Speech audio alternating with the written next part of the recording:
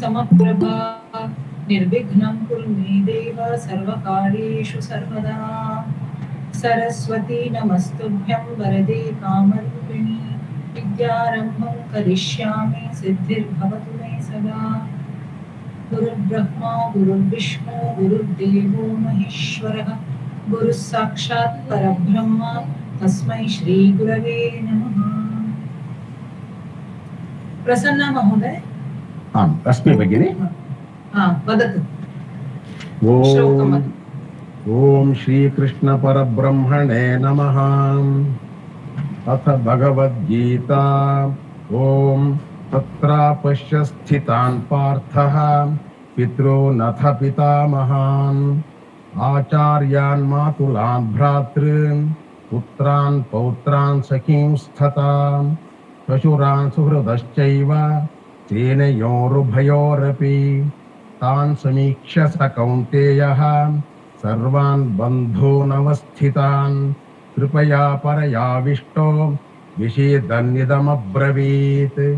अर्जुन उवाच दृष्ट्वेवं स्वजनं कृष्ण युयोत्सं समुपस्थितं सीदन्ति मम गात्राणि मुखै च परिशुष्यति वेपथुश्च शरीरे मे रोमहर्षश्च जायते गाण्डीवं स्रंसते हस्तान् त्वच्चैव परिदह्यते न च शक्नोम्यवस्थातुं भ्रमतीव च मे मनः निमित्तानि च पश्यामि। हरि ओम् श्रीकृष्णार्पणमस्तु। बहु उत्तमं प्रसन्ना महोदय। धन्यवादः भगिनि। उच्चारणमपि बहु सम्यक् भवान् करोति। धन्यवादः। अस्तु तर्हि प्रारम्भं कुर्मः। अग्रिमसप्ताहे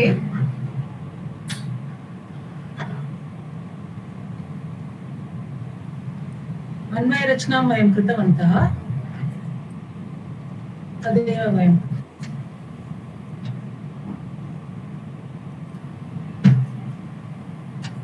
स्क्रीन् दृश्यते खलु? स्क्रीन् दृश्यते वा? दृश्यते भगिनि। दृश्यते भगिनि। का पठति? अहं पठामि भगिनि। नाम वदतु भगिनि। बृन्दा। अस्तु बृन्दा महोदय पठतु। अन्ये च बहवः शूराः अन्ये च बहवः शूराः मदर्थे त्यक्तजीविताः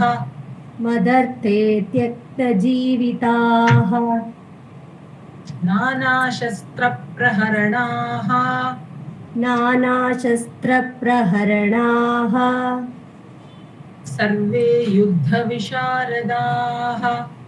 सर्वे युद्धविशारदाः अन्ये च बहवः शूराः मदर्थे त्यक्तजीविताः नानाशस्त्रप्रहरणाः सर्वे युद्धविशारदाः। अन्ये च बहवः शूराः मदर्थे त्यक्तजीविताः नानाशस्त्रप्रहरणाः सर्वे युद्धविशारदाः। अग्रे पठतु। पदविभागः। अन्ये च बहवः शूराः मदर्थे त्यक्तजीविताः नानाशस्त्रप्रहरणाः सर्वे युद्धविशारदाः। अस्मिन् श्लोके सन्धिः नास्ति, किन्तु यदा वयं पठामः अन्ये च बहवः शूराः तत्र विसर्गः अस्ति। वयं मिलित्वा एवं पठामश्चेत् तत्र सन्धिः श्रूयते। बहवः शूराः इति विसर्गस्य सकारः तदनन्तरं शकारः श्रूयते। अतः किन्तु श्लोके न दृश्यते, लिखितं नास्ति, किन्तु उच्चारणे बहवः शूराः इति सन्धिं कृत्वा एव वयं पठामः। अस्तु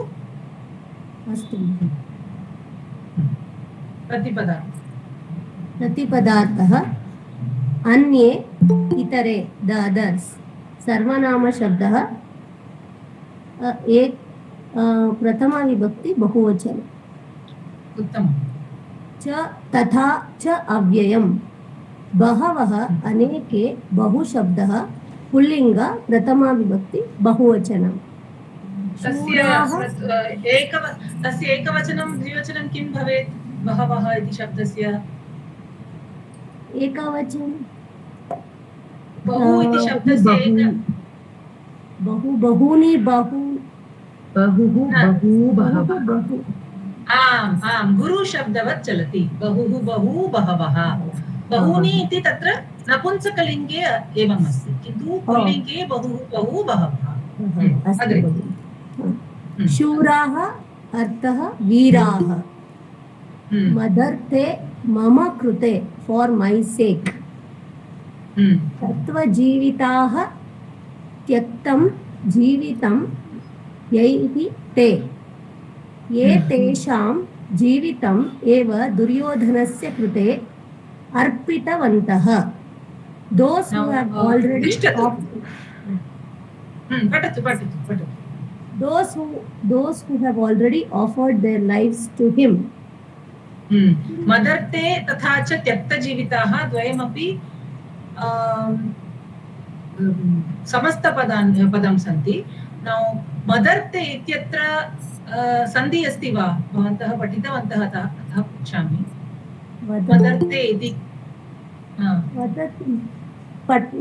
मदर्ते इत्यत्र सन्धिः अस्ति वा शब्दस्य अन्ते अस्ति समस्तपदम् अस्ति किन्तु तस्य अन्तः एकः सन्धिः अस्ति तदस्ति जष्ट्वसन्धिः भवन्तः पठितवन्तः खलु मत् प्लस् अर्थे मदर्ते तकारस्य स्थाने दकारादेशः अस्तु मत् अर्थे इति भवति मह्यम् अर्थे इति तस्य विग्रहवाक्यं भवति तस्य तदनन्तरं मत् प्लस् अर्थे इति भवति तकारस्य स्थाने कारणं तत्र अकारः अस्ति खलु अग्रे अतः तकारस्य तृतीयव्यञ्जनम् आदेशः भवति मदर्ते there is a sandhi within that word मदर्ते त्यक्तजीविताः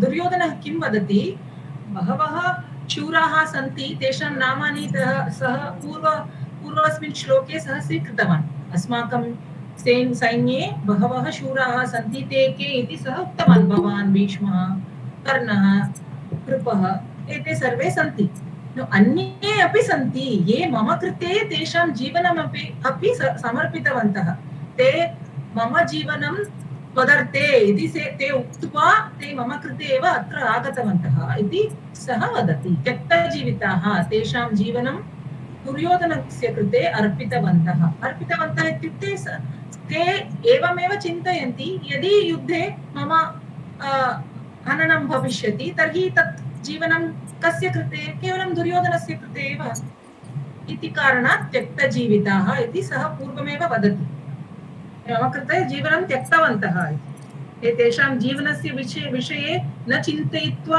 एव अत्र आगतवन्तः इति वदति एकनिमिषं भगिनि मदर्थे पुनः वदतु भगिनि मम मदर्थे the meaning is mama krite it is a samasta padam where you will have two words mat plus arte and there the jashtra sandhi will happen as madarte mat ityukte fifth vibhakti yes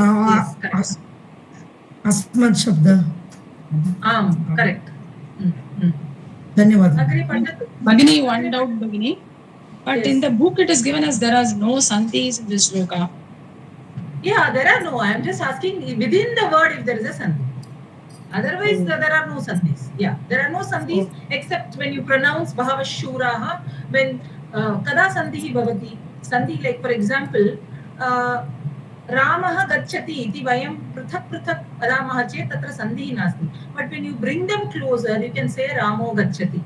Visargasya utvam bhavati tatra. Anyat asti anyat cha iti api vaktum shaknumah. Then shchutva sandhim krutva anyat cha api vaktum shaknumah khalu. When you bring the two words very close to each other, then you can do a sandhi. So that is the condition for a sandhi, that it has to be very close to each other. So when you pronounce Bahava Shuraha, you are actually bringing them close to each other and making a sandhi.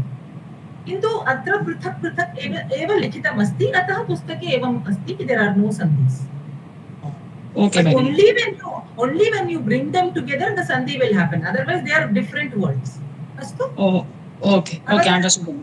So Bahava Shuraha is Shutva Sandhi, right, Bhagini? Yes, it is Shutva Sandhi.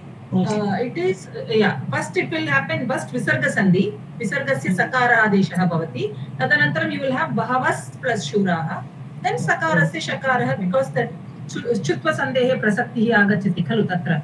Atah Sakarasya Shakaraha Bhavati. So Uchcharana Samaye, when you bring the two words close together, Atyantam Samipyam Tada Vartate, Tada Bhavashuraha iti vayam vadami. Same rule applies for Madarthe also, right? No, the same. No, here there are two different words. In Madarthe, it is one single word only. It is a Samastapada. Oh, okay. Thank you, Bhagini. Okay. Now, Brinda Bhagini. Bhagini. Nana Shastra Praharanaha. Ye Nana Vidhani Shastrani Upayogam Kartum Samartaha. Those warriors who have knowledge of different weapons and experts in their usage. Duryodhana kim karoti idanim vadati ke santi anya Bhishma Karna Kripa sarve santi अन्ये अपि सन्ति ये मदर्थे त्यक्त जीविताः ते जीवन अर्पितवन्तः ते कीदृशाः इत्यपि सः वदति ते नानाविधानि शस्त्राणि उपयोगं कर्तुं समर्थाः इति ते पारंगताः. So they are all experts in their fields. ये के महारथाः अन्ये ये सन्ति ते अपि पारंगताः कुशलाः सन्ति मम कृते ये तेषां जीवनम् अर्पितवन्तः. So नाना शस्त्र बहूनि विधानि शस्त्राणि ते उपयोगं प्रहर्तुं शक्नुवन्ति इति सः वदति. सर्वेपि योद्धारः युद्धविशारदाः युद्धे पारंगताः कुशलाः, those who are experts in warfare. वाक्य विश्लेषणम्. क्रियापदं सन्ति अध्याहारः प्रथमा विभक्तिः अन्ये बहवः शूराः त्यक्तजीविताः नानाशस्त्रपुराणाः प्रहरणाः सर्वे युद्धविशारदाः. अव्ययं च मधर्ते. Bhagini, मधर्ते is अव्यय. Yeah. Whereas whenever you have Astham Arthe, it is always in Saptami. See, for example, Uchchehi, what will you say? It is Tritya Vibhakti, but it is an Avyayam. So these are, so they are always in the particular Vibhakti. So you can call it Avyayam. Okay. Some places you will say that they are in Saptami. It will be said that they are in Saptami. In the textbook also it is given Saptami, but whenever there is Artham Arthe, you can qualify it as Avyayam. It will always be in Saptami. Like. Okay. Anvaya Rachana. Ke santi अन्ये. कीदृशाः अन्ये? शूराः. कति शूराः? बहवः. पुनः कीदृशाः? त्यक्तजीविताः. कस्यार्थे? मदर्थम. पुनः Sorry, it is a printing mistake. Madarte. Okay, मदर्ते. पुनः के सन्ति? सर्वे. कीदृशाः सर्वे? नाना शस्त्र प्रहरणाः. पुनः कीदृशाः? युद्धविशारदाः. Now in the book के सन्ति अन्ये बहवः इति लिखितमस्ति. पश्यन्तु. तत्र why I have demonstrated it because you can ask a separate question for बहवः also. अतः पृथक् रूपेण अहं लिखितवती कति शूराः. बहवः शूराः भवन्ति तत्र. अन्ये शूरा अन्ये सन्ति. It is all in प्रथमा विभक्ति. अतः कीदृशाः इति पुनः आगच्छति. शूराः पुनः कीदृशाः त्यक्तजीविताः. पुनः के सन्ति सर्वे. कीदृशाः नानाशस्त्रप्रहरणाः. पुनः कीदृशाः युद्धे विशारदाः. Most all of it is in प्रथमा विभक्ति. अतः there is one main word anye bahavaha and the others are all qualifying it. Who are the type of anye? Anye prathamam sah uktavan namani svikritvan.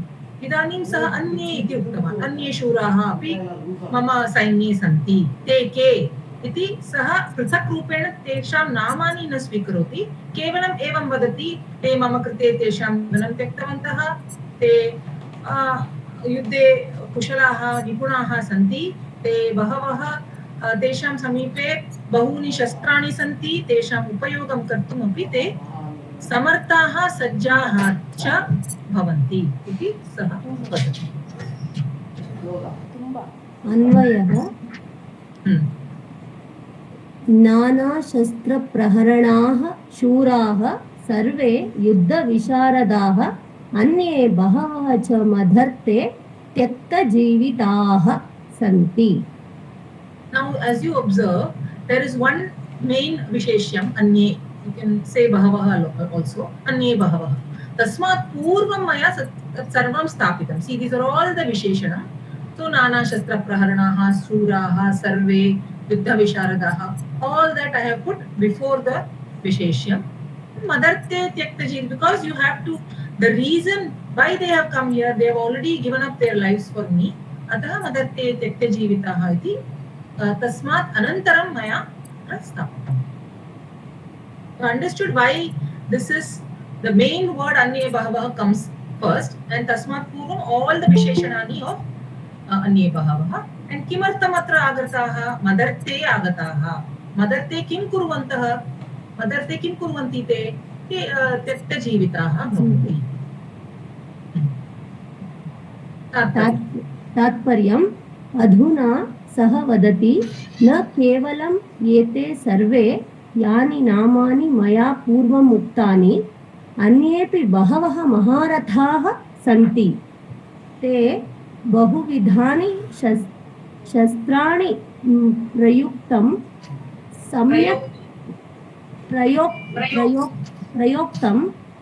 सम्यक् जानन्ति तथा च युधि प्रवीणाः सन्ति. तादृशाः योद्धारः मम सेनायां सन्ति ये मम कृते तेषां जीवनं समर्पितवन्तः. Understood? What is there in the Tatparyam?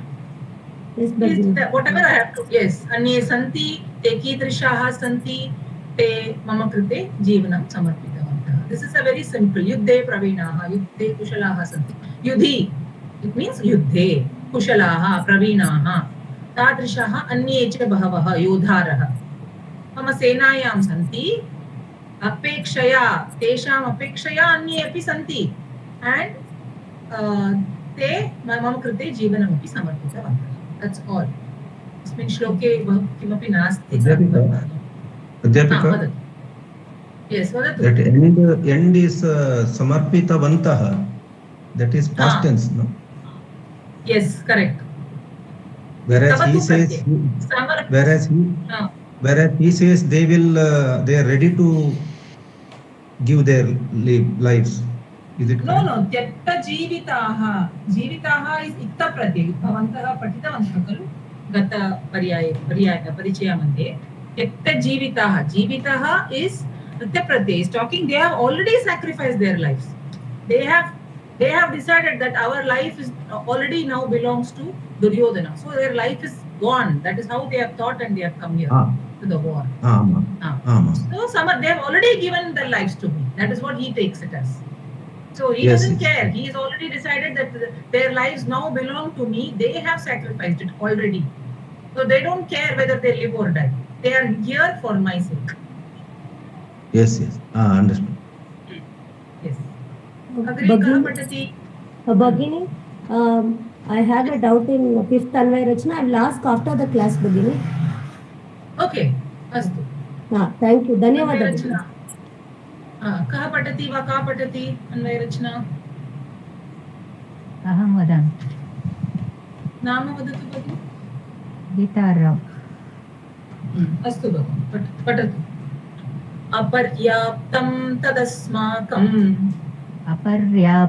तदस्माकं बलं भीष्माभिरक्षितम् बलं भीष्माभिरक्षितम् पर्याप्तं त्विदमेतेषाम् पर्याप्तं त्विदमेतेषां बलं भीमाभिरक्षितम् बलं भीमाभिरक्षितम् अपर्याप्तं तदस्माकं बलं भीष्माभिरक्षितम् पर्याप्तं त्विदमेतेषां बलं भीमाभिरक्षितम् अपर्याप्तं तदस्माकं बलं भीष्माभिरक्षितं पर्याप्तं त्विदमेतेषां बलं भीमाभिरक्षितम् पदविभागः अपर्याप्तं तत् अस्माकं बलं भीष्माभिरक्षितं पर्याप्तं तु इदम् एतेषां बलं भीमाभिरक्षितम् ಈ ಬಲಮ್ಮನಲ್ಲಿ ಹಾಫ್ ಇಲ್ಲಲ್ಲ ಬಲಮ್ಮನಲ್ಲಿ ಕೆಳಗಡೆ ಮಾರ್ಕ್ ಇಲ್ಲಲ್ಲ ಹಾಫ್ ಇದು ಪರ್ಯಾಪ್ತಮ್ಮು ಬಲಮ್ಮು ಬಲಮ್ಮ here पर्याप्तम् it is that ma halant I did not that is tankana dosham asti bagini क्षम्यताम् अत्र ma अस्ति ma halant अस्ति बलम् इत्यत्र अपि अस्ति मया कमा इत्र स्थापितम् ऊपर ऊपर ऊपर अस्माकं बलं तत्रापि टङ्कनदोषम् अस्ति अहं परिष्कारं कृत्वा प्रेषयिष्यामि अस्तु धन्यवादः भगिनि सन्धिं पठतु सन्धिः तदस्माकं तत् अस्माकं जस्त्वसन्धि भीष्माभिरक्षितं तत् अस्माकं जष्ट्वसन्धि अस्ति तस्य नियमः कः जष्ट्वसन्धि किमर्थम् अभवत् ಅದು ಸಾಕಾರದ ಮುಂದೆ ಅಕಾರ ಬರ್ತಲ್ವಾ ಸ್ವರ ಬಂದಾಗ जष्ट्वसन्धि तकारस्य स्थाने दकार आगच्छति तकाರದ जकार आगच्छति अल्वा न जकारः नास्ति भगिनी दकारः आगच्छति तकारस्य स्थाने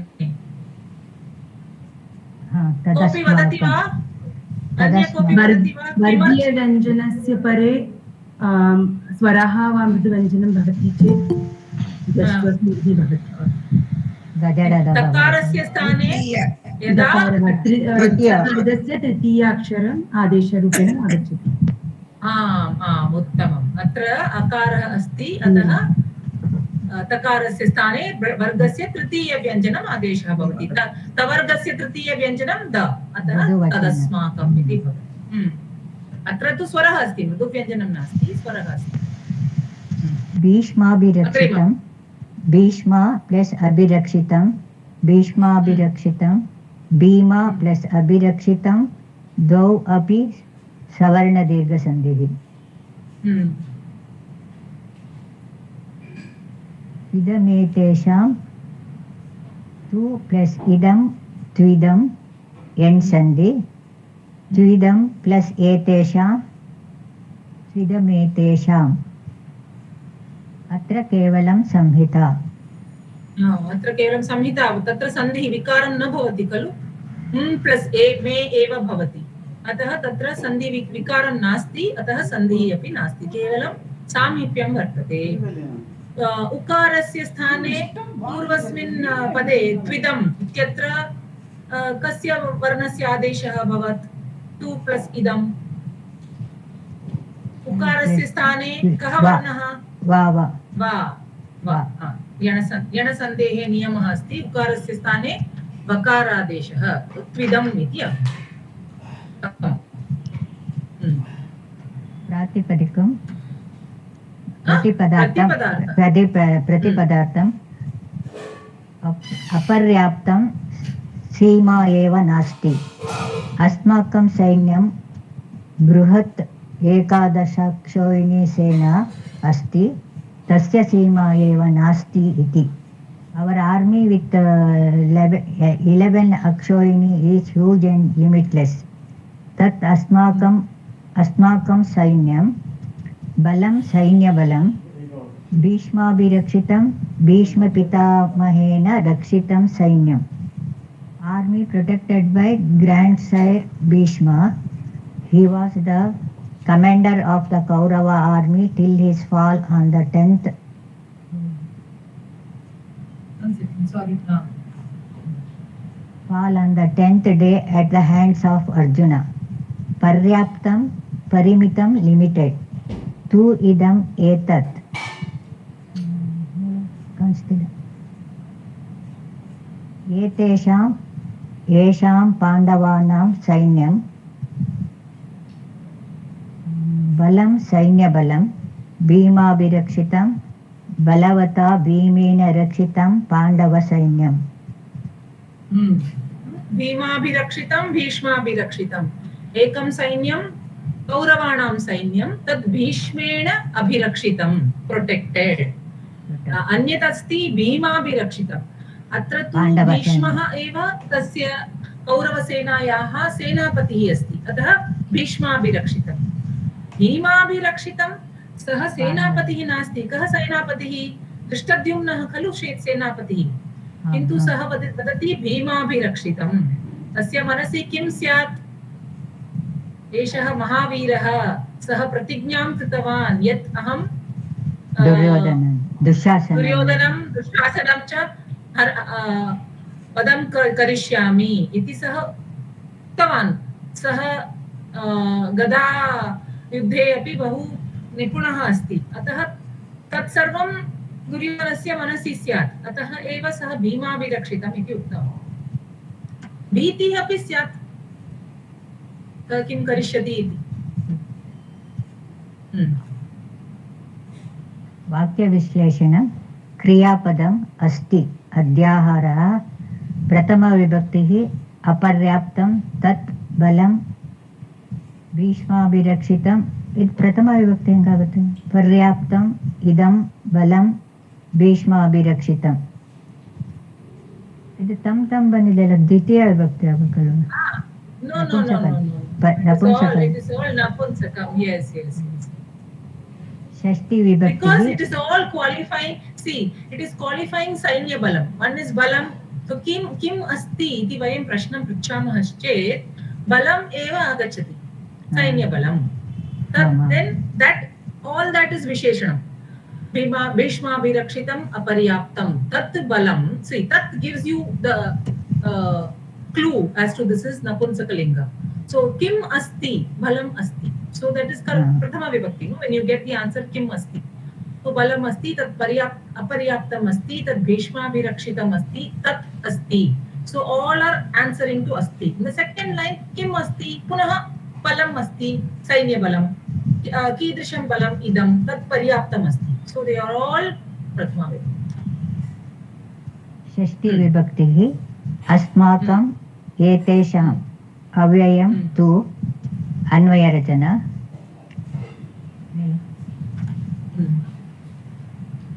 Madam, I have a doubt here. yes please Now under the sandhis aparyaptam tadasmakam yes is there no anuswara sandhi there? yes I have not mentioned it is there yeah, very good observation aparyaptam tadasmakam there is anuswara sandhi asmakam balam there is anuswara balam bhishma virakshitam again paryaptam swidam etesham again etesham balam again balam bhishma bhima virakshitam all there is anuswara sandhi So because and of why yes madam yeah please. continue No because all of this has got tell me now when we suppose I have to write the anvaya for this suppose I don't write this anuswara sandhi will I be correct or wrong? You will not be wrong because it is not given in the textbook whatever is given in the textbook see if you notice none of the places they are given anuswara sandhi Exactly that was my question because in some places anuswara sandhis are given in some places they are not given so is there any specific reason for not giving an anuswara sandhi or for specific reason for giving an anuswara sandhi? I don't think there is any specific reason karanam atra sarvatra anuswara sandhi drishyate Acha. so they must have avoided it because it will now take another half page to write all that so purposely they must have avoided and they must have mentioned in places where there are only one or two maybe Okay. So there is no particular reason. This particular pattern of not writing Anuswara Sandhi I have observed in many of the shlokas which had come previously also. Yeah, it is there, like that. Yeah, Okay. it's okay. You can mention or you cannot mention, depends. Okay. Okay. If you don't mention, you're not going to lose marks. But if you mention one, then you can get brownie points maybe. If you mention that aparyaptam plus tadasmakam is got an Anuswara Sandhi, owing to the fact that the Anuswara is followed by a Vyanjanam. So you know, that person who's assessing knows that you know the Anuswara Sandhi is the rule behind it. That's enough. Okay. You don't have to mention other. All the 8 words have got Anuswara Sandhi, right, Bhagini? Correct. In this sloka? Not all the 8 words. 1, 2, 3, 4, 5, 6. Last one does not have, no. No, that Last is one because is the last word it is given as. Last word is end of the sentence. End of the sentence. So tatra sandhi na abhavat khalu. Whenever it is end of a sentence, tatra mahalanteva, that is a rule, no? Tatra sandhi na nasti. Whenever there is end of the sentence, there is no sandhi. Oh, okay. So whenever it is followed by Vyanjanam, there will be Anuswarasya sthane makaradesha. If it is a swaraha, Anuswarasya sthane makaradesha, if there is a swaraha, it will remain Anuswara if it is yeah. Madam, suppose Bhima Bhirakshitam afterwards, Balam Halantam Ma should have been there, no? Where? After Bhima Bhirakshitam, Balam, it is followed by an Swara, so it should have been Halantam Ma, right? Balam. Where you are talking? In my notes you are saying? Oh, yeah, Anvaya. Yeah, in my notes there is lot of mistakes. See, in Virakshitam there should have been a Anuswara. After Balam there should have been a Mahalanta. Yeah, correct. Okay. Here also it is like that. See, what I do is I cut and paste, no? So such mistakes will happen. No problem. I don't keep on typing everything. I cut and paste. So I have written in elsewhere in the shloka, no? Like in the Padavibhaga. That only I cut and paste here. So these mistakes will happen. Okay, That Parishkar Uttama observation. Okay, Madam, just Yeah. a minute. Just one last question. Now, if we take reference as what is given in the textbook, so wherever this Anuswara Sandhi is given, if we don't write, then we may lose marks. Is it like that? No. Is it not? Why you should lose? No, No, you don't have to make it. You can write it and be safe, but your marks will not go if you don't write it. Okay. Yeah. Okay. Agare Patat, Bhagini. Thank you, ma'am. Thank you. So we are supposed to write Sandhi for Anvaya Rachana, Bhagini. Sandhi is also. No, mostly you know what they will ask you to write Padavibhagaha, Tatparyam and Anvaya Rachana and Tatparyam. That's all you will be asked. So Sandhi you have writing to is optional. It depends on the marks. If you have been given something for 6 marks, what will you do? If you write only these things, it will be too less, no? So you write something extra. That is my style. I always saw the marks. If the marks is just 2 or 3 marks, I will just write whatever they have asked for. If they have asked more, they have given more marks, and what do we write? So sometimes conversation will be very small. So I write the Sandhi also. Okay. Whenever you write the Padavibhagaha, you should write the Sandhi as something which is coming under the Padavibhaga. Because of the knowledge of Sandhi only you are able to do the Padavibhaga, correct? Okay. So it's better to write. And it depends on paper to paper, you know, different prantas will have different kinds of questions. But here you see the marks and decide what you want. So if we write the Sandhi, it is better to give the name of the Sandhis also. Yeah, obviously. Okay. It is nice, no, when you write it, everything is very clear. The examiner comes to know that you've understood everything. You've not just copied from the textbook. Everything is understood here. So you should always, when you display your knowledge by you saying something extra than what is there in the textbook, then the examiner will be pleased, right? That yes, this person has taken effort to understand and write. Dhanyawad. Astu. Tatparyam. Yeah. Tatparyam has to come at the end or before the Vakya Vishleshana? Tatparyam. At the end. Okay. In the Kannada version, it is shown immediately after the Sandhi. In all the versions, sir. In all the versions, Tadeva Asti. किन्तु वयम् एतत् सर्वं कृत्वा एव अनन्तरं वयं तात्पर्यं प्राप्नुमः खलु, अतः तात्पर्यम् अन्ते एव लेखनीयम् अस्माभिः. Because I think why they have written Anvay Rachana, because the main topic of this level, Shiksha level, is Anvay Rachana. So they have, put it as a separate thing and finished off the other things and focused on Anvay Rachana. That could be the reason. Otherwise, Tatparyan should be at the end. पठतु भगिनी, गीता भगिनी पठतु. परीक्षायाम् अन्ते एव लिखन्तु. अन्वयरचना. अन्वयरचना. Show me. Can't see. No. अन्वयरचना अभवत् खलु? न अभवत् वा? न अभवत्. पठतु. पठतु भगिनी. किम् अस्ति तत् बलं, केषां बलम् अस्माकं तु, कीदृशं बलं भीष्माभिरक्षितं बलं, पुनः कीदृशं बलं अपर्याप्तं, किम् अस्ति इदं बलं, केषां बलं एतेषां पाण्डवानां, कीदृशं बलं भीमाभिरक्षितं बलं, पुनः कीदृशं बलं पर्याप्तम्. अस्तु, तर्हि सर्वे अपि प्रथमा विभक्त्याम् अस्ति खलु, अतः तत् बलम्. अत्र तत् इति पुनः पृथक् प्रश्नः अपि प्रष्टुं शक्नुवन्ति. किम् अस्ति? बलम् अस्ति. कीदृशं बलं? तत् बलं. तत् सार्वनामिकविशेषणं भवति, अतः तत् बलम्. अत्र तत् बलम् अपि शक्यते, बलं तत् इति पृथक् अपि शक्यते. केषां बलम्? अस्माकं बलम्. अत्र अस्माकम् अस्ति, अतः केषाम्, अस्माकं तु इति अस्ति, अतः तत् मया अत्र स्थापितम्, अस्माकं तु इति. कीदृशं बलम्? अत्र तु एव्रिथिङ्ग् इस् क्वालिफैङ्ग् बलम्. भीष्माभिरक्षितम् अस्माकं, भीष्माभिरक्षितं तत् अपर्याप्तं. त्रीणि विशेषणानि सन्ति बलम् इति पदस्य. तत् सार्वनामिकविशेषणं, भीष्माभिरक्षितम् इति भीष्मेण अभिरक्षितं, तस्य अर्थः अस्माकं बलं. तर्हि अस्माकम् इति षष्ठीविभक्त्यन्तं पदम्, अतः केषां बलम्.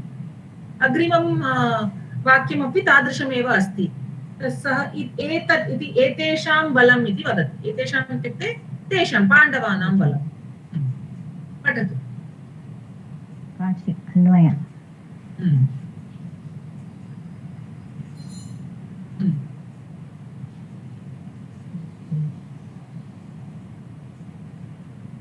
Can you see? अस्माकं तत् भीष्माभिरक्षितं बलम् अपर्याप्तम् अस्ति, किन्तु एतेषाम् इदं भीमाभिरक्षितं बलं पर्याप्तम् अस्ति. तर्हि अत्र बलम् इति शब्दात् पूर्वं मया एतत् स्थापितं, तत् भीमाभिरक्षितं. कीदृशम् अस्ति इति केचन विशेषणानि पूर्वे अस्माभिः स्थापनीयानि, कानिचन विशेषणानि परं स्थापितम् अस्माभिः. अतः बलं कीदृशम् अस्ति, अतः अपर्याप्तम् अनन्तरं स्थापितम्. and you are qualifying balam, अतः तत् भीमाभिरक्षितं. See, if you write tat bhishmabhirakshitam aparyaptam balam asti, it doesn't sound right, correct? Atah tat bhishmabhirakshitam balam aparyaptam asti. Kintu tat bhimabhirakshitam balam paryaptam asti.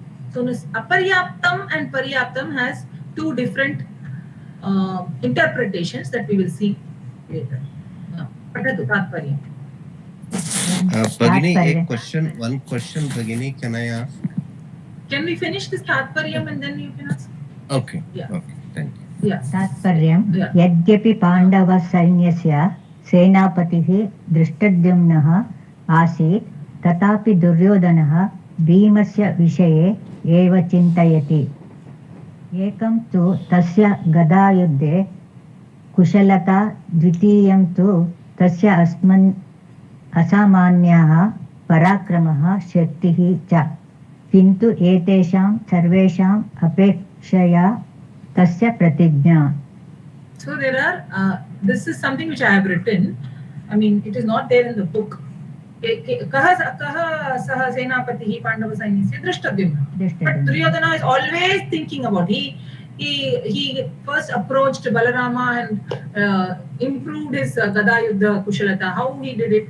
Why he did it? Because of what Pratigna Bhima had taken at the Dyuta Krida Bhavan. Atah sah kim sarvada Bhimasya विषये एव चिन्तयति. सः वदति he is the one who could destroy our entire Sena. तस्य गदा युद्धे कुशलता अस्ति. असामान्यः पराक्रमः इत्युक्ते he was extraordinarily powerful and brave.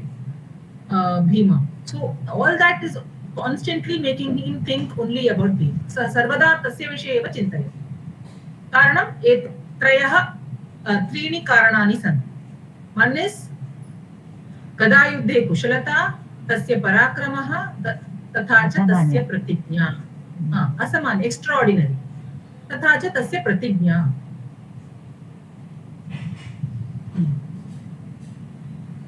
Here अर्थद्वयं भवितुम् अर्हति. Here there are two options. One is aparyaptam, paryaptam.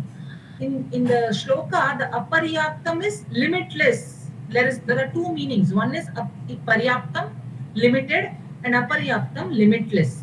अतः अस्माकं सैन्यबलं 11 अक्षौहिणी 11 अक्षौहिणी सेना अस्माकम् अस्ति. अतः अस्माकं सेना बहु बृहत् अस्ति, महासैन्यम् अस्ति अस्माकं. तेषां सैन्यं तु 7 अक्षौहिणी सेना अस्ति. अतः तेषां पर्याप्तम् अस्ति. अस्माकं सेनायाः सीमा एव नास्ति. अतः वयं सरलतया तेषां पराजयं कर्तुं वयं समर्थाः इति तस्य मनसि स्यात्. सो अत्र एकः अत्र अस्ति अपर्याप्तं पर्याप्तम् इति शब्दानाम् अर्थः.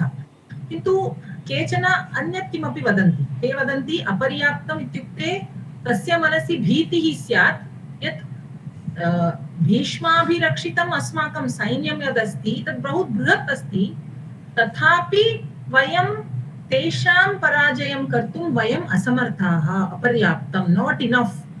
Our Sainya Balam of 11 Akshauhini Sena headed by Bhishma is not enough to beat them, whereas the Sainyam of Bhima, which is not headed exactly, but Bhima Sena headed by Drishtadyumna is more than enough to defeat us. That is the other interpretation by some. But aham किं चिन्तयामि कि यत् एतदेव प्रथमः एव अर्थः स्यात्. कारणं दुर्योधनः तु अहङ्कारी अस्ति. सः प्रथमं तेषां नामानि तु स्वीकरोति एव पाण्डवसैन्य महारथानां. परं तेषां नाम सैन्ये ये महारथाः सन्ति तेषां नामानि अपि वदति. तथा च अन्ये अपि सन्ति ये मदर्थे जीवितं त्यक्तवन्तः तदपि वदति. तदनन्तरं अस्माकं सैन्यम् अपर्याप्तम् अस्ति इत्युक्ते सीमा नास्ति इत्येव स्यात्. not enough इति न स्यात् इति मम चिन्तनम्. Everybody is free to interpret it in their way. I would always go for the option 1 where he says that my Sena is limitless. They can just destroy Bhima's Sena. But there is another interpretation where many people say that it is not enough to defeat them. Our 11 Akshauhini Sena is not enough to defeat them. So these are the two options. Bhagini patatu tadanantaram yah kahapi shanka asti pruchati. Bhagini patatu pratamam tu Duryodanah tatpadam patatu. प्रथमं तु दुर्योधनः वदति तेषां सेनायां बहवः महारथाः सन्ति परम् अस्माकमपि सन्ति अतः सेनापतिना भीष्मेण रक्षितं सीमारहितं मम सैन्यं बलवत् अस्ति किन्तु तेषां सेनायां सीमा वर्तते अस्माकं 11 अक्षौहिणी सेना तथा च तेषां 7 अक्षौहिणी सेना अस्माकं सैन्यमिव बहुती नास्ति अतः मम बृहती नास्ति अतः मम जयं निश्चितम्. See, this is one of the interpretations. अस्माकं 11 अक्षौहिणी सेना अस्ति किन्तु तेषां 7 अक्षौहिणी सेना अतः एव मया अत्र बृहती इति लिखितं. कारणं सेना स्त्रीलिङ्गपदम् अस्ति अतः बृहती. सैन्यम् अत्र सप्त उक्षायणी सैन्यम् इति मया यत् लिखितं स्यात् तर्हि तत् बृहत् इति लेखनीयं किन्तु अत्र मया सेना इति लिखितम् अतः बृहति इति I just want you can use sainyam and use very simple words. There is no limit, but this is, you should be able to use such words and expand your vocabulary. That's all. So asmakam sainyam iva brihati nasti tesham sena. So he feels that they are definitely going to win the war because of the nature of their sena. Option 2. अपर्याप्तं पर्याप्तं not enough केषाञ्चन एवं वदन्ति यद्यपि मम सैन्यं तेषाम् अपेक्षया बृहत् अस्ति तथापि बलवता भीमेन रक्षितं पाण्डवसैन्यम् अस्मान् पराजेतुं पर्याप्तम् अस्ति इति कदाचित् तस्य मनसि भीतिः स्यात्. Understood? तेषां बृहत् सैन्यम् अस्ति अस्माकं बृहत् सैन्यम् अस्ति किन्तु तेषां लघुवी सेना अस्ति किन्तु तथापि भीमेन रक्षितम् एतत् सैन्यम् अस्माकं सैन्यस्य पराजयं कर्तुं समर्थम् अस्ति इति तस्य मनसि अस्ति. सर्वदा सः तदेव चिन्तयति कथम् एतत् भवति अस्माकं तु बृहत् सैन्यं तेषां लघु सैन्यं तथापि ते अस्माकं पराजयं कर्तुं समर्थः सन्ति इति. That is the another option. This is a thought of some people that this could be what he has said, that we are not able to यद्यपि अस्माकं सैन्यं बृहत् तथापि वयं पराजयमेव प्राप्नुमः इति. That is one of the interpretations. अस्तु कापि शङ्का अस्ति चेत् पृच्छतु. महोदय भवान् किमपि प्रष्टुम् इष्टवान्? Yeah, thank you, Bhagini. Here, although they are standing in front, it's a question of us and them. Here he says etesham. Why doesn't say tesham? Tesham. After all, it's them. Yeah. Tad mama manasi api agachati. Kintu whatever is written, that you have to. Okay. Thank you. Express. Yeah. Whatever is there is the shloka. Mama api. Whenever you say ours, you will say etesham, and when they are standing there, they should say tesham. किन्तु सः एव उक्तवान् श्लोके तदस्ति वयं किमपि कर्तुं न शक्नुमः. Thank you. I can only put it as some kind of a scornful he is saying etesham theirs when it's like dismissing them. Hopefully, maybe I don't know, maybe. Yeah, he is of that type. Yeah, that is why I take. That is why I took the first option and not the second option. Okay. Because he had supreme confidence. Yeah, and he is also dismissive of the whole Pandava army. Yes. Yeah, so that is why he didn't. If he had known that their Sainya Balam, although is minimal, will still be able to, because Krishna is with them. He never thought of all those things. He was very happy that the Narayani Sena is with him. So he thought, who can defeat a Sena in which Narayani Sena is there? So that was his ahankaram, no? So that is why I never go for the option 2. But yes, these can I say something? Yes, Bhagini. Radhika Bhagini. The reason it is the Duryodhana's insecurity that is listing everything that he can see and trying to put the other person down is because of his insecurity. And he had been already defeated once when they were in the Anyadavasa. Arjuna was able to with the single-handedly, single-handed. So that is in the back of his mind all the time, and also he knows only Bhima can kill him, and no one else, because Bhima has taken that he has taken that vow that he will kill. So he knew Bhima only can kill him, and that's why he comes in the fore of his mind. And also, all this listing, if somebody says, I have got this, means they have got the psychologically insecure about, in spite, we may not. Yeah. That's a psychological But, insecurity. that is, yeah. So that is why the second interpretation. So yeah, but I somehow I feel that the first one could be the case because You are right. Very nature of the yeah, because if he was even having a slightest doubt, he would have never gone for the war. In spite of having several defeats at their hand, before also he has always been always below. But then somehow he felt that no, I will be able to. And plus, after having the Narayani Sena on his side, he thought that he is invincible. So I go with option 1. Yeah, you are free to interpret. Yeah, that insecurity will always be there. Yeah. That is why these two options are available for us too. Thank you, Bhagini. अग्रे गच्छामः वा? इतोपि कापि शङ्का अस्ति वा? एकनिमिषं.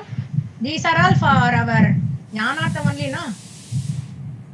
It is there in the textbook. Ataha Textbook also, but we have we to write this also? In Tatparyam? Yeah, you write it. Two options. Yeah, it is there. It is there in the textbook, Bhagini. Textbook, it is there, I know, but I have to write. But let me tell you, this is what is not there in the textbook. I can tell you. Okay. The Tatparyam which I have written is not there in the textbook. The three where I have written. What are the 3 reasons that why he always thinks about Bhima? That is not there in the textbook. He did not say it is Drishtadyumnena Rakshitam Sena. He said Bhimena Rakshitam Sena. So I am interpreting as this could be the reasons why he is taking Bhima's name and not Drishtadyumna's name. Yeah. But in the textbook, it is written in individual languages. So we have to write in individual language instead of Sanskrit also will do, right?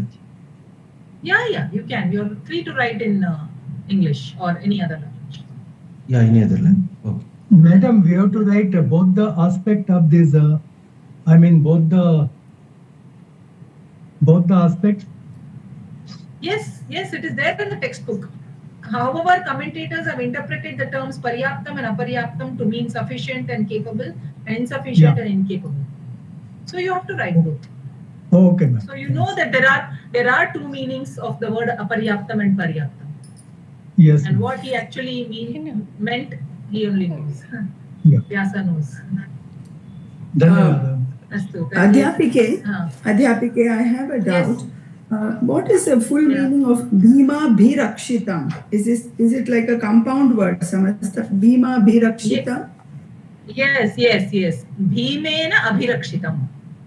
Abhirakshitam is protected. So it comes a Sainyam protected by Bhima. So Bhima Abhirakshitam.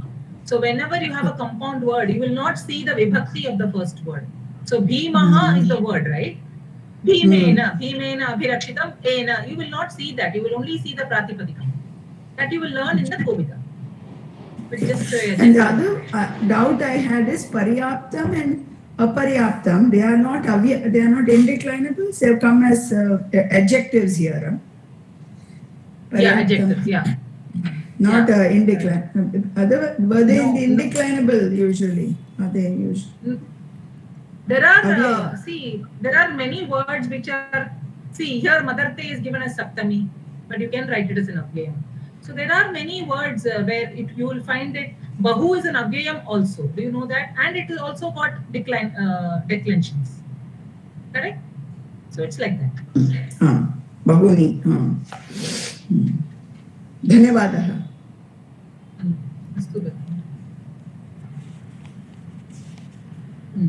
Agre gachamaha, 5th lesson.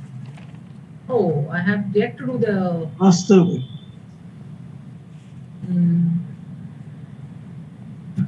Nyayaha. Screen drishyate khalu? Who will read both the versions, English and Sanskrit version?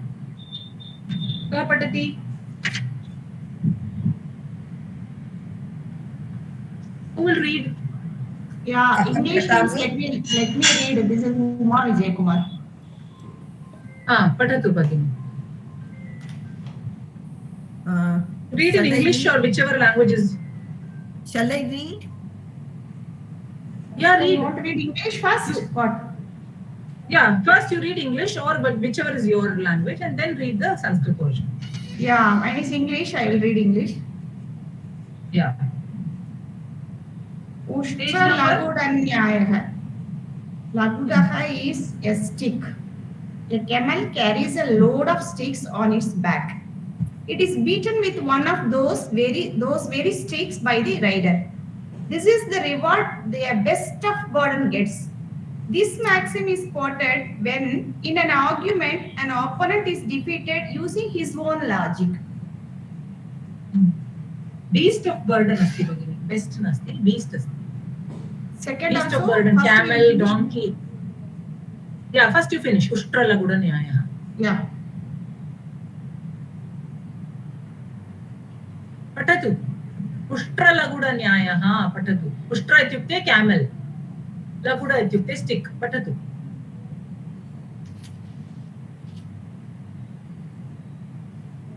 Hello. पठतु भगिनी. What I have to tell the meaning in Sanskrit? Yeah, you have to just read whatever is there here. Patatu. Yeah, just I read. That is, this is English. First I read. Second time also I read. Yeah, now. No, Sanskritam you read. It is there, no, on the screen. Sharing, screen sharing. Okay. Ekah ushtrah lagudanam ekam bharam vahati sma. Yada sah kinchidapi mandam chalati va श्रान्तः भूत्वा एकस्मिन् स्थाने किञ्चित् समयं तिष्ठति तदा उष्ट्रः चालकः तस्मादेव भारात् एकं लघुडं स्वीकृत्य उष्ट्रं ताडयति। अहो तस्य उष्ट्रस्य विवशता, सः बृहत् भारं पृष्ठे उडवान्, किन्तु किं पारितोषकं तेन प्राप्तं? केवलं ताडनं। यदा परिचर्चायाम् एकः तस्य एव तर्कात् पराजितः यदा परिचर्चायाम् एकः तस्य एव तर्कात् पराजितः भवति तदा एषः न्यायः प्रयुज्यते। पर्याप्तं। तर्हि उष्ट्रलघुडन्यायः के सन्ति? उष्ट्रः, गर्दभः, एते सर्वे मृगाः, बीस्ट ऑफ बर्डन्स, ते भारं वहन्ति खलु। अतः एकः उष्ट्रः तस्य पृष्ठे किमपि भारं वहति। भारं कस्य अस्ति? लघुडानां भारम् अस्ति तत्। सः वाहनचालकः किं करोति? यदा कदा सः उष्ट्रः किञ्चित् मन्दं चलति वा सः शान्तः भवति, कारणं तत्र तापः उष्णं बहु अस्ति खलु, सः किञ्चित् तिष्ठति। तदा सः तस्य कृते तु उष्ट्रचालकस्य कृते वेगं गमनीयं भवेत्। अतः सः तस्मात् एव भारात् एकं, कारणं तत् लघुडानां भारः अस्ति खलु, तस्मात् भारात् सः एकं स्वीकरोति लघुडं, तं ताडयति उष्ट्रं। सः अतः मया लिखितः अहो तस्य विवशता, अहं तदेव वहामि, तद् भारं वहामि अहं, किन्तु तस्मात् भारात् एव सः स्वीकृत्य मम ताडनं करोति। कथं मम जीवनं कीदृशम् अस्ति इति उष्ट्रस्य मनसि स्यात्। सः बृहत् भारं पृष्ठे ऊढवान् इत्युक्ते वहति, तस्य तवतु प्रत्यये ऊढवान्, किन्तु किं पारितोषिकं प्राप्तं? सः लघुडस्य लघुडात् ताडनमेव प्राप्तवान् खलु। अतः यदा परिचर्चायाम् इन् अ डिबेट् वयम् अस्माकं तर्कात् एव वयं I offer one reason, one argument, and with that argument only I suffer a loss in the debate. Tada ushtralagudanyayah prayuchyate. Yeah. So I am defeated by my own reasoning. Tada eshah nyayah. Bhagini, in Tamil they say tan kaiye tannai kuttaradu pol. If your own hand pokes your own eye. Yeah, nice. I hope others understood. You have said it in English also. And also in English they say hoist by his own petard. Yeah, nice. कः पठति श्वश्रु निर्गच्छतोक्तिन्यायः? अहं पठामि भगिनि। वल्ली पठतु। पठतु। श्वश्रु निर्गच्छ ओक्ति न्यायः। श्वश्रु निर्गच्छोक्ति न्यायः। श्वश्रुः अधिकं निर्गच्छ अधिकं उक्ति अधिकं न्यायः। एकः भिक्षुकः I've just explained how it has come. Shvashru is one word, nirgaccha, then ukti, tatra gunasandhiya bhavat. तथा च सम्मिलित्वा श्वश्रु निर्गच्छोक्ति न्यायः इति। पठतु। एकः भिक्षुकः एकं गृहं गतवान्, भिक्षं याचितवान्, किन्तु गृहस्य स्नुषा डाटर् इन् लॉ तं निराकरोत्। सः भिक्षुकः खेदेन ततः प्रतिनिवृत्तः। एतद् दृष्ट्वा गृहस्य स्वामिनी श्वश्रुः तस्याः स्नुषां तर्जयति स्म। भिक्षुकं पुनः गृहं प्रति आह्वयति स्म। सः तीव्रया आशया तत्र पुनरागच्छति स्म। तदा चतुरा वृद्धा तं वदति, रे भिक्षुक, अहमेव गृहस्वामिनी, त्वं निष्कासयितुम् एतस्याः कोऽपि अधिकारः नास्ति एव। अधुना अहं वदामि, अहं तुभ्यं किमपि न दास्ये, इतः निर्गच्छ इति कोपेन वदति। यदा सुलभरीत्या क्रियमाणं कार्यं कठिनरीत्या क्रियते तदा एषः न्यायः प्रयुज्यते। धन्यवादः। Now Shwashru is mother-in-law. Tarhi atra tu there is a war of ego here. So ekah bhikshukah agacchati sah bhiksham pruchhati. Tada snusha kim vadati, am kimapi na dasye, tum bhavan gacchatu itah am kimapi na dadami. Sah dukkhena tatah gacchati bhikshukah. किमपि मया न प्राप्तम् अत्र इति सः दुःखेन गच्छति। एतत् सर्वं का पश्यति? श्वश्रुः पश्यति। श्वश्रुः mother-in-law is seeing how her daughter-in-law has thrown out that beggar by saying, I will not give you anything. अस्य कोपम् आगतं तस्य। कथं सा कर्तुं शक्नोति? अहमेव गृहस्वामिनी खलु, सा तु मम स्नुषा अस्ति, सा कथं तं निराकर्तुं शक्नोति? अहमेव तं निराकरोमि इति पुनः किं करोति? भिक्षुकं तत्र आह्वयति, अत्र आगच्छतु इति वदति। तर्हि सः भिक्षुकः, poor bhikshuka, poor beggar, he thinks that she will now give him something because she has called him back, no? So सः अतीव आशया सः तत्र पुनरागच्छति। सा किं करोति इदानीं? अहं भवान् न जानाति वा किमर्थम् इतः भवान् गतवान्? अहं गृहस्वामिनी, किमपि वक्तुं मम एव अधिकारः अस्ति, तस्य अधिकारः किमपि नास्ति तस्याः। सा मम स्नुषा अस्ति खलु, अतः इदानीम् अहं वदामि, अहं किमपि न दास्यामि, भवान् इतः निर्गच्छ इति सा कोपेन वदति। कारणं तस्याः वचनं किमर्थं त्वं श्रुतवान्? मम वचनं शृणोतु, अहम् इदानीं किमपि न दास्यामि, भवान् इतः निर्गच्छ इति सा। So what you can do very simply, he has already gone. Then also she is calling him back and showing her authority by throwing him out again. So यत् कार्यं सुलभरीत्या वयं कर्तुं शक्नुमः, कठिनरीत्या यदि क्रियते तदा एषः न्यायः प्रयुज्यते. If you have any equivalents in other languages, you can please tell me. Meenakshi, Bhagini, or anybody who has an equivalent can please tell me. I can't think of anything. This is reinventing the same wheel, yes? Madam, I can suggest something for Naina. Yeah. Driving a nail to a sledgehammer. Yeah? driving a nail through a sledgehammer. Okay. Yeah. It is used in English. Okay. I was not aware. Thank you, Mother. Ganesh Thapayatu, evam asti chet, you can put it in the so that everybody can enjoy it. Okay, I will put it in the notes portion. Meena Bhagini, bhavati api evam kimapi prapnoti chet Ganesh Thapayattum shaknoti. You can also put Meena Bhagini.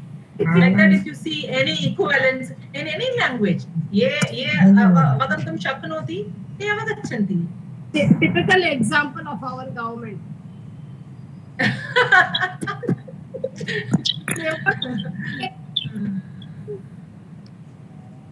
अस्तु कापि शङ्का अस्ति चेत् वदतु नो चेत् अग्रे गच्छामः अग्रिम पाठं प्रति गच्छामः Ma'am, this will be asked because I have an English book, I have it in English.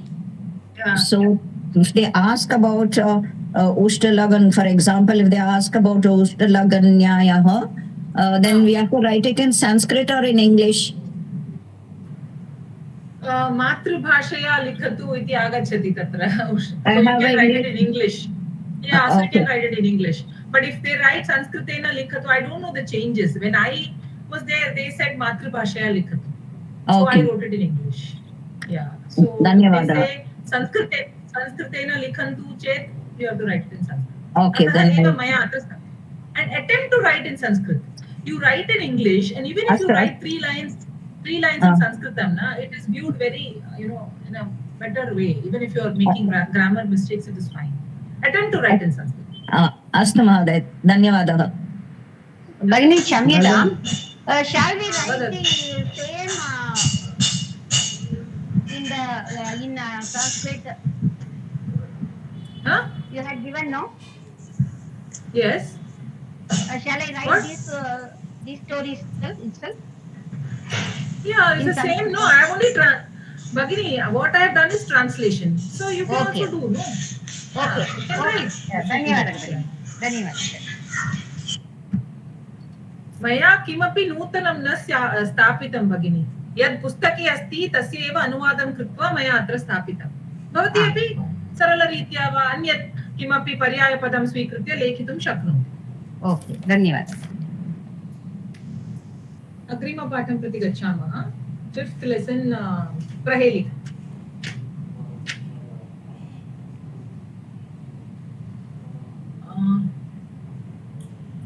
कः पठति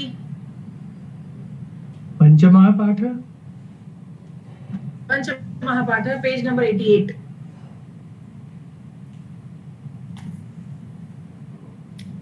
कः पठति Mary, I am Suryanarayana. अहं पठामि वा Mary, पठतु भगिनि सूर्यनारायण महोदय भवान् पठतु राज्ञः सम्बोधनं किं स्यात् सुग्रीवस्य तु का प्रिया अदनास्तु किमिच्छन्ति आर्तैः किं क्रियते वद अत्र मया आर्तैः किं क्रियते वद आर्तैः एव अत्रापि मयापि अत्र ठीक है I could not see properly. Okay, no problem. आर्तैः किं क्रियते वद अस्तु पर्याप्तं महोदय उत्तमम् अत्र मया पदपरिचयं स्थापितम् exam it is not needed you only need to know the meanings of each and every पद अत्र चत्वारः पादाः सन्ति प्रहेलिकायां प्रत्येकस्य एकम् उत्तरं भवेत् तत् मिलित्वा एव वयं प्रहेलिकायाम् उत्तरं प्राप्तुं शक्नुमः अत्र राज्ञः सम्बोधनं किं स्यात् नौ राज्ञः what is the सम्बोधनं of राजा अतः अत्र राज्ञः इति लिखितमस्ति षष्ठी विभक्ति एकवचनं नकारान्तपदं राजन् इति पदस्य राज्ञः इति षष्ठी विभक्ति एकवचनं सम्बोधनम् इत्युक्ते सम्बोधनप्रथमा तस्य किम् अस्ति इति सम्बोधनं किं स्यात् अतः अत्र प्रथमा विभक्ति एकवचनं श्लोके अस्ति but what he means is तस्य सम्बोधनं किं सम्बोधनप्रथमा किं राजन् इति पदस्य सम्बोधनप्रथमा किं स्यात् व्हाट कुड बी द सम्बोधनप्रथमा ऑफ द वर्ड राज्ञा राजन् इट इज राजा देव करेक्ट राजन् इत्यस्य पर्यायपदं देवः अस्ति देवः इति पदस्य प्रथमा सम्बोधनप्रथमा किम् अस्ति? देव. इदानीम् अग्रिमं वाक्यं सुग्रीवस्य तु का प्रिया. नौ सुग्रीवस्य इस् द षष्ठी विभक्ति एकवचनम् ऑफ सुग्रीव. तु का प्रिया. प्रिया अस्ति. सः कस्य उपरि प्रीति अधिकम् अस्ति तस्य सुग्रीवस्य इति प्रश्नः. कस्य उपरि तस्य अधिका प्रीति अस्ति. That is the second. You have to answer that second line. Now the third line is अधनास्तु किम् इच्छन्ति. अधनास्तु अत्र सन्धिः अस्ति. अधनाः तु इति अस्ति. विसर्गस्य सकारः अत्र सन्धिः अस्ति. अधनाः तु इति तस्य पदविभागः. अधनाः इत्युक्ते निर्धनाः. किम् इच्छन्ति. निर्धनाः किम् इच्छन्ति. धनमेव इच्छन्ति खलु. अत्र एतत् सर्वम् आवश्यकं नास्ति. ओके, पदपरिचयः मया अत्र लिखितं. भवन्तः केवलम् अध्ययनार्थम् उपयोगं कुर्वन्तु. नो चेत् अर्थमेव पर्याप्तं. तो तर्हि अधनाः किम् इच्छन्ति. धनमेव इच्छन्ति. Next line is last line is आर्तैः किं क्रियते. आर्तैः इत्युक्ते हू इज एन आर्थः. आर्थः is one who is experiencing problems, कष्टं. सो आर्तैः इज तृतीया विभक्ति बहुवचनम्. आर्तैः. आर्थाः ये कष्टम् अनुभवन्ति ते आर्थाः. तैः आर्तैः. तो आर्तैः किं क्रियते. अत्र कर्मणि प्रयोगः अस्ति. किं क्रियते. ते किं कुर्वन्ति. आर्थाः.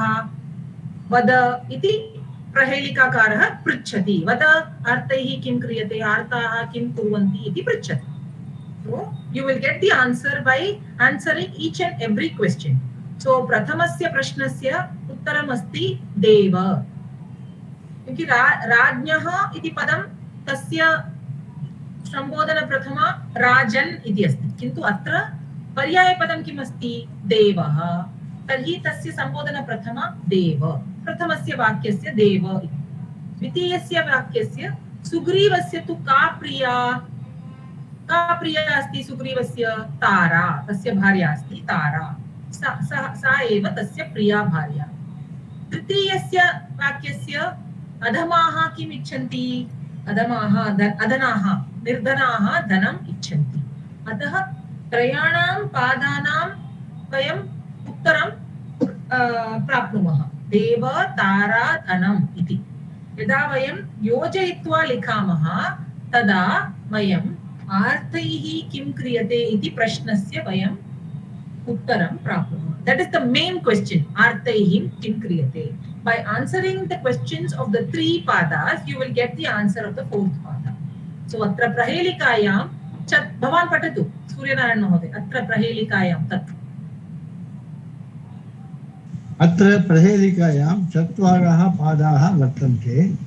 प्रत्येकस्मिन् पादे एकः प्रश्नः अस्ति. त्रयाणां पादानाम् उत्तराणि प्राप्य चतुर्थस्य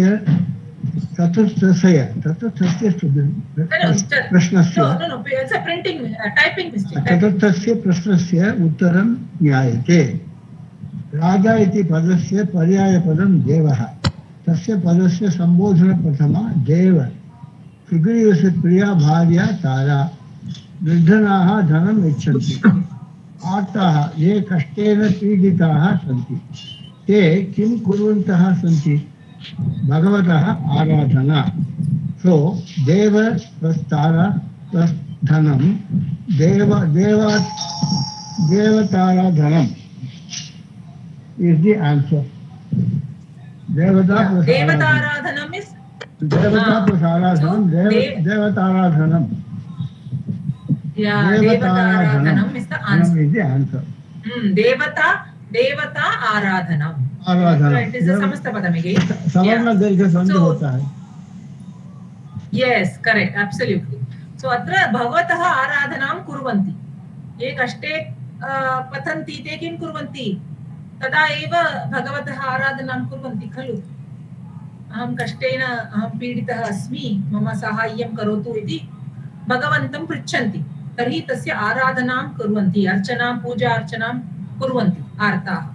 अतः देवताराधनं देवता आराधनम् इति तत् कथं प्राप्नुमः. प्रश्नत्रयस्य उत्तरं दत्वा चतुर्थस्य वयम् उत्तरं प्राप्नुमः. So you have joined all the three answers to get the final answer. अस्यां प्रहेलिकायां किमपि अस्ति वा? But Bhagini, I have one doubt in the second sentence. Sugrivasya tu ka priya. Actually, the sentence, the question could be Sugrivasya ka priya also, right? Yeah. Why there is a tu there? So that is pada. That is a pada puranarthaka. Very many places you will find in shlokas. So he is not, the Kavi cannot find anything, so he will put something like that. So that's fine. There are places in Vishnu Sahasranamam also you will find where there is no meaning in it. It doesn't add to the meaning of the shloka, but it doesn't take away the meaning also. So they will just put one pada purar. Here two means Sugriva. Yeah, Sugriv. Sugriv ka kaun hai favorite wife? It's like that. Okay, So and then he just added the word. Okay. And the translation is given in the past tense, like who was the beloved of Sugriva. Which word represents past tense in this sentence? Where there is a past tense? Priya Bharya ka Asi Asti. Who was the beloved of Sugriva? Yeah. Hey, you can say who was or who is. Asti iti chet, who is. Who was is as asit. So that's fine. There is no word here that represents the past tense, right? No? No, because no word. There is no asti or asi. So you are free to say asti, you are free to say asi. Okay. Prathamam tu vidiling lakara eva asti khalu. Syat. What could be the, it is the question. What could be the sambodhana prathama of Rajya? And so you are free to assume. Now, ichanti, what is that? Lat lakara. So, kriyate is again the present only. Although it is a karmani prayog, it is a lat rupam asti khalu. Sugrivasya, because it is something, it's a paroksha bhuta, no? It's something which we have not seen. It happened in the past. So he is saying, who was the bharya? So you are free to assume. Mahoday, Deva Shabda Katham Agachati Rajnyaha Sambodhanam Kim? Deva Katham Agachati Tata Sambodhane. See, this is what you have to assume. The Rajnyaha is the Pratipadikam there is Rajan, and the Sambodhana Prathama is also Rajan. But if you write Rajan, will you get a meaningful answer? Rajan and then Tara and Dhanam. Rajan, Tara, Dhanam. It doesn't make sense. So you have to, it's like a clue for you. Okay, what could be the other words for Rajan? Nripa, you will not get an answer. So Deva is the one. Deva, they call Raja as equal to God. So Deva, and then Devatara. That is Swami anta karitarala hage. I don't understand, but I understand what you're trying to say. Yes, Bhagini, correct. Bhagini, do you mind explaining how Devataradhanam is a samasa or a savarna dirgha sandhi? It is a sandhi. You cannot, whenever you ask a question, is it a samas or a sandhi, you should not ask that question. Till Kovida, you can ask. After Kovida, you cannot ask whether it is a samasa or a sandhi. There will always, many times you will find a sandhi within a samas. Okay. For example, Maheshaha, you will have Maha plus Ishaha, Maheshaha. Okay, so there is a Guru Upadeshaha, Guru plus Upadeshaha. But the only clue that this is a Samasta Padam will be that the first word you will not see the Vibhakti. Okay. Dhanyavada. The Vibhakti will not. For example, Devalayaha. Deva plus Alayaha. It is a Samasta Padam, Devalayaha. But can you see the Vibhakti Pratyaya for Deva? There is no such word called Deva. No? Devaha, Devam, Devo, Devena, Devaya. But that Vibhakti Pratyaya is not to be seen. So that is the clue that it is a Samasta Padam. But if you can split that word into two different meaningful words, then it's a Sandhi only. For example, Devasya Alayaha. You can split it up as Devasya and Alayaha. So they are both are meaningful words. Whereas when you split Devalayaha, you will not get to, you will get only one meaningful word. Deva plus Alayaha. Deva has got no meaning. Only in Sanskritam, only when you put, it is a Pratipadikam. Only when you put the Vibhakti Pratyayas, you will get a meaningful word. अतः देवा इति पदस्य किमपि अर्थः एव नास्ति, तत् प्रातिपदिकं वर्तते। अतः it is a sandhi within a samas. धन्यवादः। अवगतं भगिनी? In this Devataradhanam, how Savarna Dirgha Sandhi, where can it could be split, Bhagini? Devata plus Aradhanam. Devata plus Aradhanam. So normally in a Samastapadam you join two Pratipadikas and get a final answer. So that is why you will not see in the first word you will not see the Vibhakti Pratyaya. So here you don't see the Vibhakti Pratyaya, so it is Devata. Bhagini, excuse me, Bhagini. Once again, could you please describe the Samhita, difference between the Samhita and the Sandhi? Samhita yatra varna. Na, Samhita na, Samasta padam. Can we do it after the class, Bhagini? I will explain to you. Let us finish with this because this is not a part of your syllabus. Okay. Dhanyavad.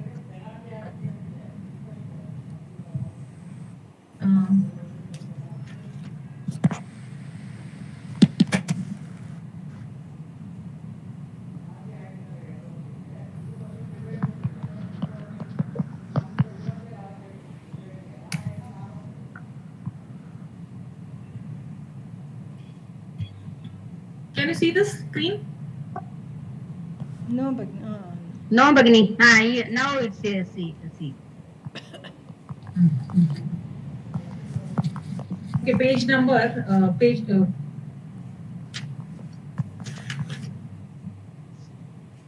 94.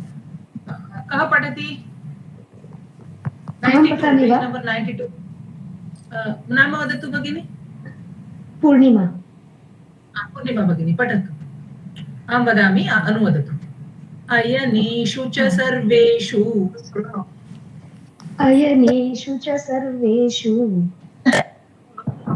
यथा भागमवस्थिताः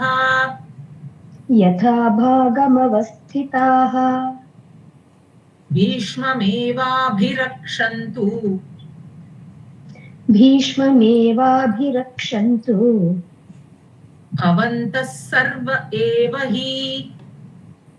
भवन्तः सर्व एव हि अयनेषु च सर्वेषु यथा भागमवस्थिताः भीष्ममेवाभिरक्षन्तु भवन्तः सर्व एव हि अयनेषु च सर्वेषु यथा भागमवस्थिताः भीष्ममेवाभिरक्षन्तु भवन्तः सर्व एव हि पदविभागः अनयेषु च सर्वेषु यथा भागम् अवस्थिताः भीष्मम् एव अभिरक्षन्तु भवन्तः सर्वे एव हि सन्धिः एव अभिरक्षन्तु एवाभिरक्षन्तु सवर्णदीर्घसन्धिः भवन्तः भवन्तः सर्व विसर्गस्य सकारः सर्वे अधिक एव सर्व एव यान्तावान्तादेशसन्धिः सर्व एव सर्व अधिक एव यकारलोपः प्रतिपदार्थः तिष्ठतु एकनिमिषम् अत्र तु एव प्लस् अभिरक्षन्तु तत्र सरलमेव अस्ति सवर्णदीर्घसन्धिः भवन्तः प्लस् सर्व तत्र यत्र सकारः अस्ति विसर्गात् परं म्यूट् भवन्तु सर्वे तत्र विसर्गस्य सकारादेशः भवति भवन्तः सर्व इति वयं अत्यन्तं सामीप्यं कृत्वा यदि वदामः तदा भवन्तः सर्व एव भवति नौ सर्व प्लस एव तत्र सर्वे इति अस्ति तर्हि सर्वे प्लस एव सर्व एव तत्र एकारस्य स्थाने ऐकारादेशः भवति तत् यान्तावान्तादेशसन्धिः नो चेत् अयादिसन्धिः इति वक्तुं शक्नुमः अयादिसन्धिः ऐ आदि अत्र एकारस्य स्थाने ऐ इति आदेशः भवति अतः अयादिसन्धिः इति वदन्ति सर्व एव इति भवति अत्र इतोपि एकमस्ति यकारस्य लोपः भवति श्लोके बहुत्र वयं दृष्टवन्तः सर्वे इत्यत्र सर्व इत्येव भवति यकारस्य लोपः भवति यदा स्वरः अग्रे अस्ति अत्र स्वरः अस्ति खलु एव इति एकारः अस्ति खलु अतः यकारस्य लोपः भवति सर्व एव इति अवगतम् परिचयस्तरे पठितवन्तः खलु यकारलोप वकारलोप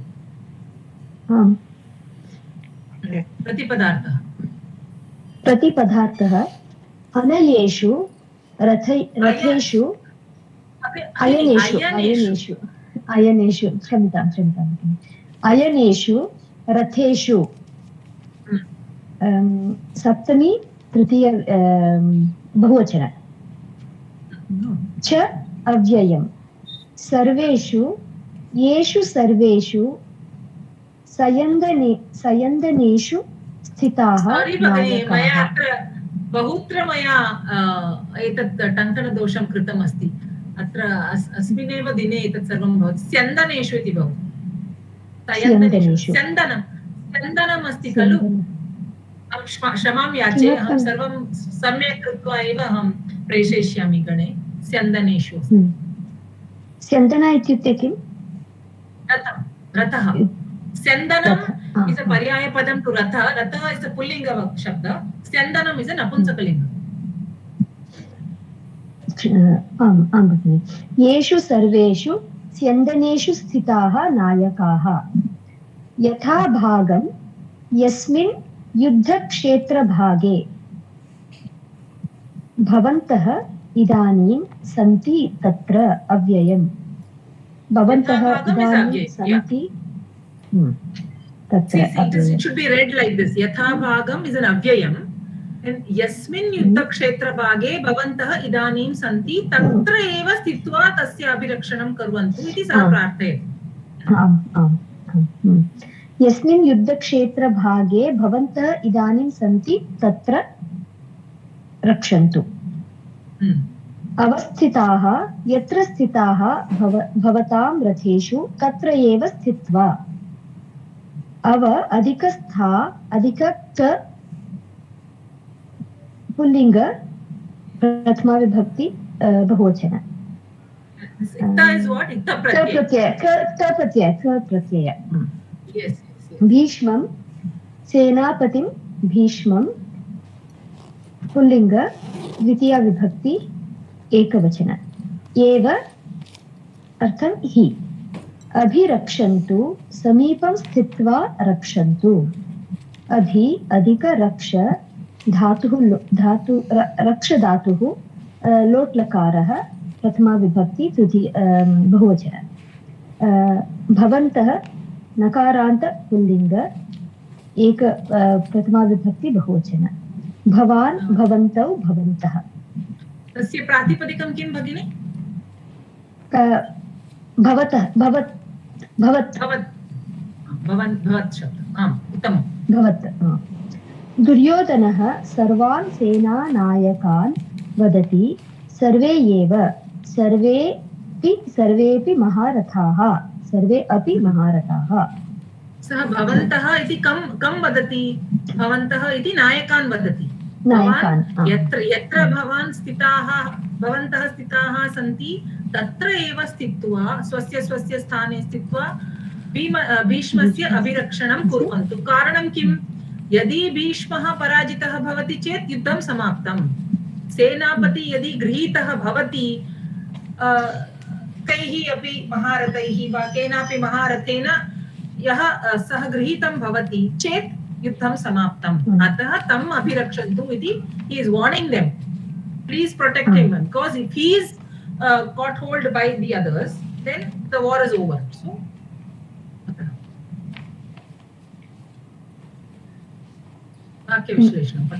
वाक्यविश्लेषणं क्रियापदम् अभिरक्षन्तु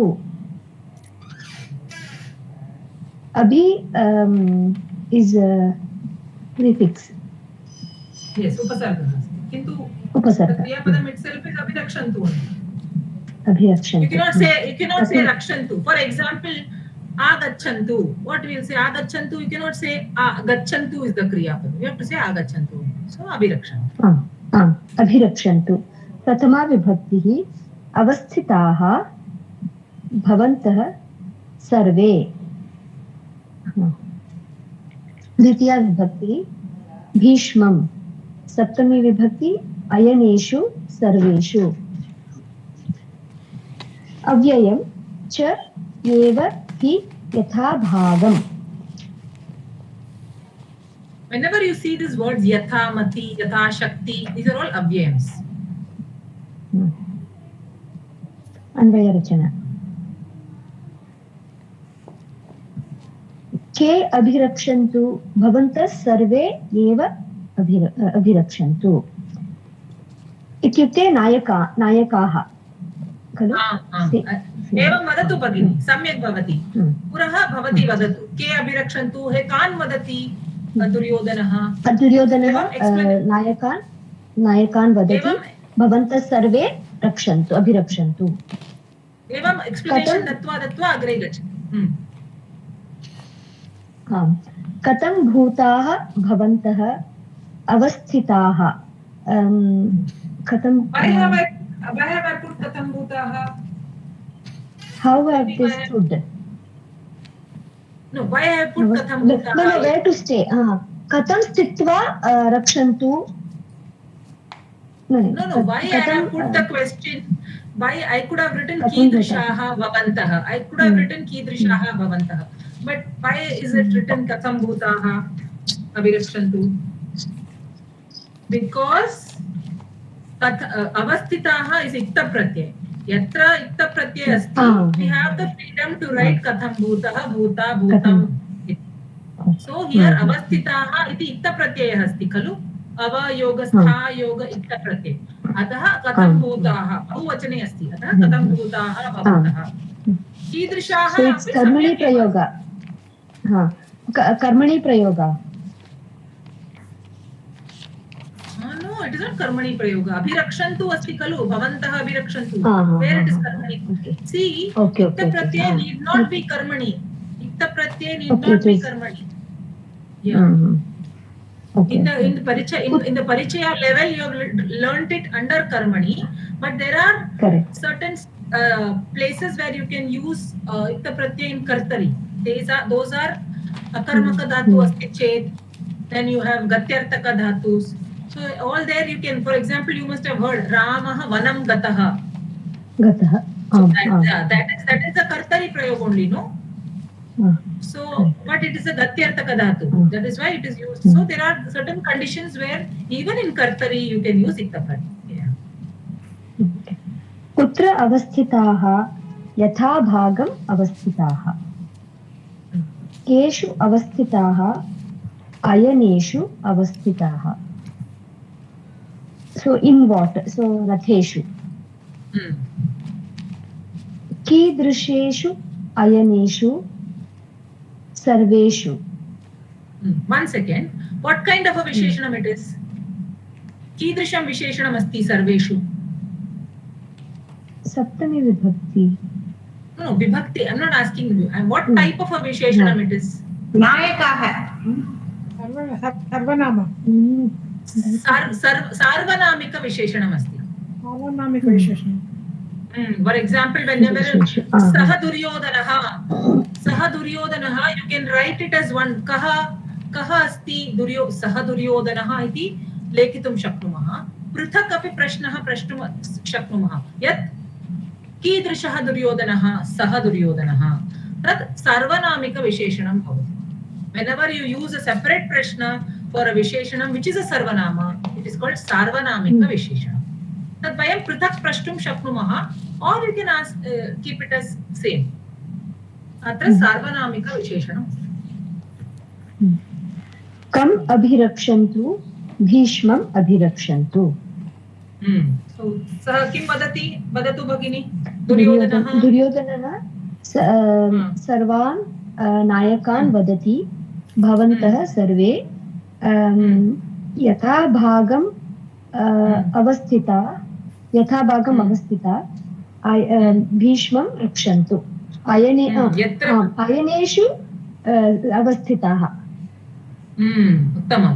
भवन्तः सर्वे भवतां रथेषु सन्ति, तत्र एव स्थित्वा यथाभागं यत्र सन्ति तत्र एव स्थित्वा तस्य रक्षणं कुर्वन्तु इति सः सर्वान् नायकान् वदति। अन्वयः सर्वेषु आयनेषु यथाभागम् अवस्थिताः च भवन्तः सर्वे एव हि भीष्मम् एव अभिरक्षन्तु। तात्पर्यं दुर्योधनः क्षम्यतां भगिनि। दुर्योधनः द्वयोः सेनयोः विषये द्रोणं सूचयित्वा तस्य महारथान् वदति, यत्र सन्ति तत्रैव भवतां रथेषु स्थित्वा भवन्तः सर्वे सेनापतिं भीष्मं रक्षन्तु। कारणं सः जानाति यत् यदि भीष्मः अर्जुनेन गृहीतः भवति तर्हि युद्धस्य समापनं भविष्यति, तथा च सेनापतेः शत्रुद्वारा ग्रहणम् इत्युक्ते युधि पराजयः इति सः सम्यक् जानाति। So he knows that he will be defeated if this Bhishma is caught by Arjuna. So he says, please protect Arjuna. I mean, please protect Bhishma. That is all he is. So first he is taking the names of all the Pandavas, then he is taking the name of all the Kauravas. Then apart from the main Maharathis, Saha Anyani Anyepi Santi Mama Sainye Saha Vadati Tadanantaram Saha Vadati. Now he is giving instructions. So he is actually overruling his Senapati. Who is his Senapati? Bhishma. Kintu Saha Saha Raja iti Kritva Saha Tateva Bhavantah Sarve Bhishmam Abhirakshantu iti Saha Vadati. That's all. Tat yatra bhavantah sthitaha santi tatra eva sthitva Bhishmam abhirakshantu rakshantu iti vadati. That's all. किमपि अस्ति वा? कापि शङ्का अस्ति चेत् भगिनी अत्र अयने इत्युक्ते मार्गः अपि एकः अर्थम् अस्ति वा? आम् अस्ति। दक्षिणायने उत्तरायणं वदन्ति किल? Even if you see Ramayanam, that is also the path of Rama. That is the path which Rama took. That is where Ramasya Ayanam iti asti. अस्ति अस्ति बहूनि पर्यायपदानि सन्ति भगिनि। अस्तु भगिनि, धन्यवादः। भगिनि इत्त प्रत्यय ಅಂದ್ರೆ what is that meaning? इत्त प्रत्यय, you forgot that gataha gata gatam in भूतकालार्थे कर्मणि प्रयोगे अस्ति खलु। रामेण वनं गतः तत् वनं गतं, मया कविता पठिता, मया ग्रन्थः पठितः, मया पुस्तकं पठितं, कर्मणि प्रयोगे अस्ति, तत् कर्तरि प्रयोगे अपि भवितुम् अर्हति। Simply it was called ta pratyaya. You said something else, no madam? We were I always pronounce it. I pronounce it ta pratyaya. I can pronounce it as ta pratyaya. Yeah. Ta pratyaya. Yeah, because what happens is many times the others will not be able to hear. They will just hear it as ta pratyaya. So I pronounce it as itta when I teach. That's all. There is no ikaraha there, but just for the others to know, I call it as itta pratyaya. Okay. Excuse me, madam, here we have read in Parisha, these things are called Bhuta Kridantaha, you know. Yeah, Bhuta Kridantaha. Yeah, So they are that only is for why the word Bhuta, Bhutakala. that is why Katham Bhuta is also used. Yes, See, correct. Gataha, Gata, Gatam, these things Bhuta Kridantaha. So, Yeah. Katham Bhutaha is used to ask questions for Avasthitaha. Am I right in understanding? Yeah. Yes. It is past tense. So, and itta pratyaya is always used for past tense. So, Katham Bhuta.